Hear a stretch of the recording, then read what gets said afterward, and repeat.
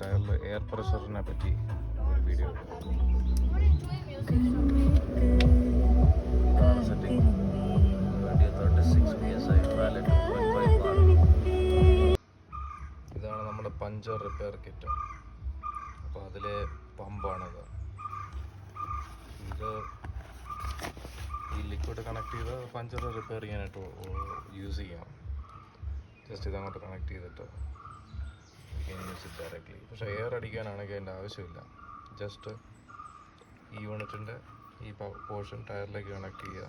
പിന്നെ അതിൻ്റെ പവർ പോർഷനുണ്ട്. ഇത് നമ്മുടെ സിഗരറ്റ് ലൈറ്ററിൻ്റെ ബോട്ടിലേക്ക് കണക്ട് ചെയ്യുക 12 വോൾട്ട്. പിന്നെ ഗേജിൻ്റെ എക്സ്പ്ലനേഷൻ ഈ ലെഫ്റ്റ് സൈഡിൽ കാണുന്നത് പൗണ്ട്സ് പെർ സ്ക്വയർ ഇഞ്ചാണ്, PSI. അപ്പോൾ നമുക്ക് 36 PSI ആണ് വേണ്ടിയത്. അപ്പോൾ ഈ 0, 10, 20, 30 ഇതിലെ ഓരോ യൂണിറ്റും 2 PSI ആണ്. അപ്പം 36 വേണമെങ്കിൽ 32, 34, 36 ഈ മൂന്നാമത്തെ വരയിൽ വന്ന് നിൽക്കണം. ഇത് നിൽക്കുമ്പോൾ 36 PSI ആയിരിക്കും നമുക്ക് കിട്ടുന്നത്. അടുത്ത 38, പിന്നെ 40.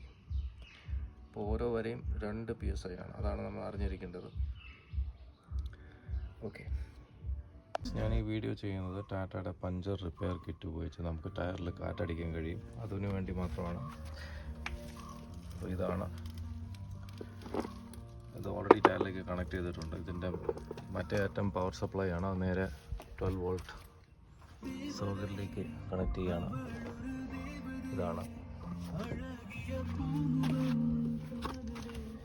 അപ്പോൾ ഇത് കണക്ട് ചെയ്താൽ അവിടെ നമുക്ക് ആക്ച്വൽ പ്രഷർ ടയറിൽ അറിയാൻ പറ്റും. ഇപ്പം 32 ഉള്ളൂ, നമുക്കൊരു 36 വേണം. ഓൺ ചെയ്യാം.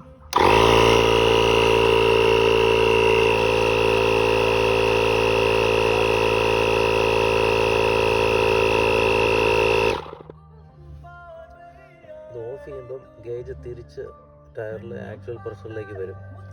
ഇപ്പോൾ ഏകദേശം 36-ന് മേളിലുണ്ട്. അപ്പോൾ അത് മതി. ഇൻ കേസ് കുറച്ച് കാറ്റ് അഴിച്ചു വിടണമെങ്കിൽ ഇതൊന്ന് ലൂസാക്കിയാൽ മതി ചെറുതായിട്ട്. അപ്പോൾ കാറ്റ് പോകുന്ന സൗണ്ട് കേൾക്കാം. അല്ല, കാറ്റ് പോകുന്ന ഒരു സൗണ്ടും കേൾക്കാം. ഇതുപോലെ പ്രഷർ ഗേജിൽ കുറേ നേരത്തും കാണാം. അപ്പോൾ അങ്ങനെ നമുക്ക് അഡ്ജസ്റ്റ് ചെയ്യാം, കറക്റ്റ് ആക്കാം വേണമെന്നുണ്ടെങ്കിൽ. നമുക്ക് ഇനി ഒന്നും അടിക്കാം. ഇപ്പോൾ ടയറിലെ പ്രഷർ 34 ഉണ്ട്. നമുക്ക് ഒരു യൂണിറ്റോടെ കൂട്ടാം, 36 ആക്കാം. 34 36 പോകാം.